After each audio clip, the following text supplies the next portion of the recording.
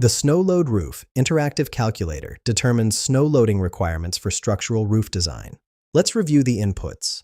First, select your calculation mode. You can calculate total snow load, calculate flat roof snow load, calculate sloped roof snow load, calculate snow drift load, calculate required roof area support, or calculate maximum beam span. I'm using calculate total snow load. Enter your ground snow load in PSF, roof slope in degrees, roof length in feet, and roof area in square feet.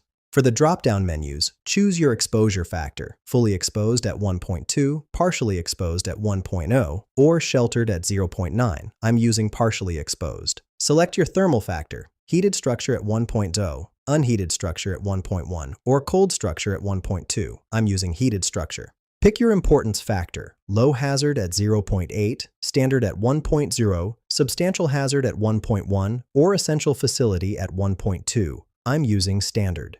For this example, I've entered 10 PSF ground snow load, 10-degree roof slope, 10 feet roof length, and 10 square feet roof area.